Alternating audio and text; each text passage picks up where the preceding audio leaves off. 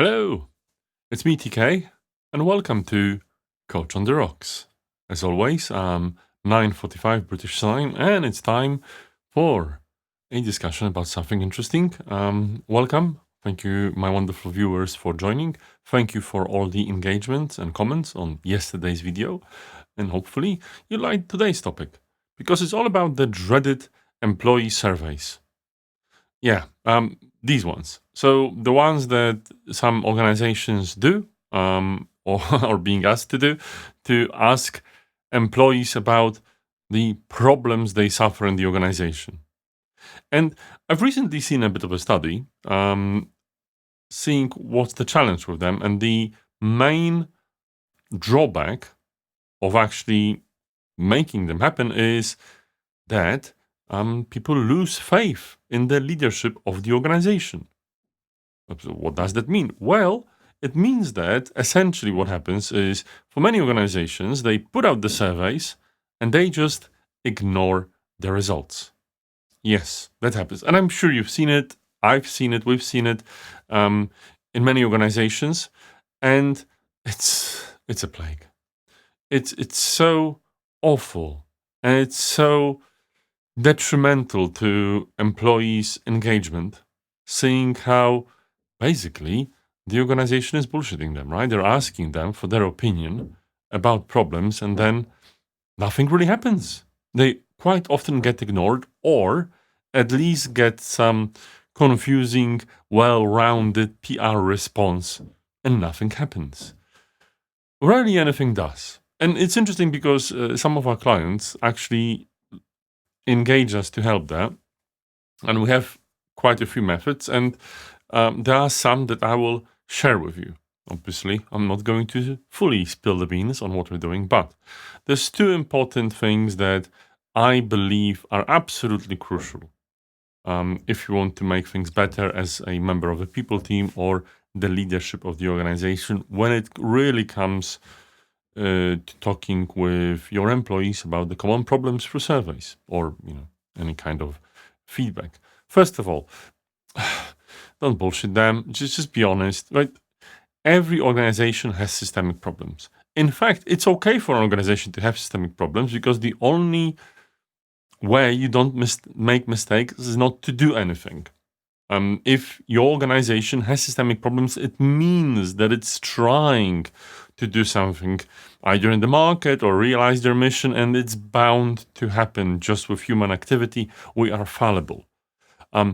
But it also doesn't mean you'll ever be able to fix all of them. So be honest with your employees and say, look, we would love your opinion.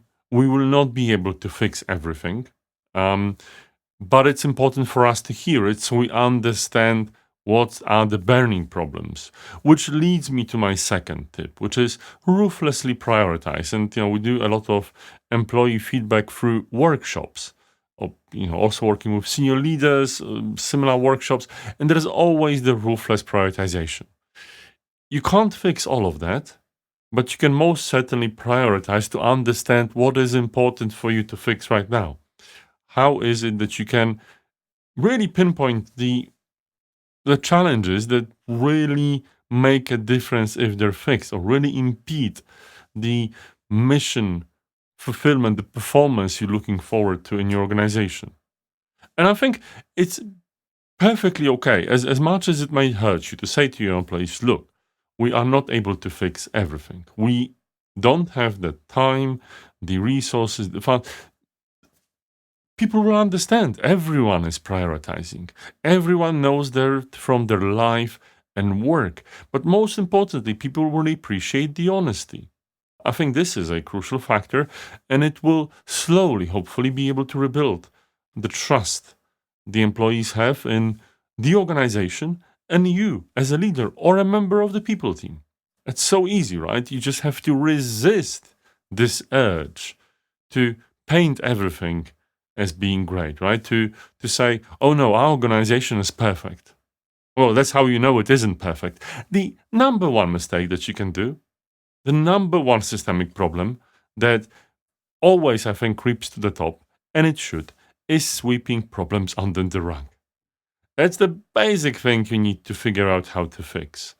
And whether it's sweeping under the rug, or it's pretending that isn't there, or it's making false attempts or fake attempts in doing anything about it, it's the same thing, right? It's more important to be honest and reflective about the organizational problems than to make people feel as if they're none or respond to all of them. There is an urge that when you're being, confronted with a challenge, you need to do something.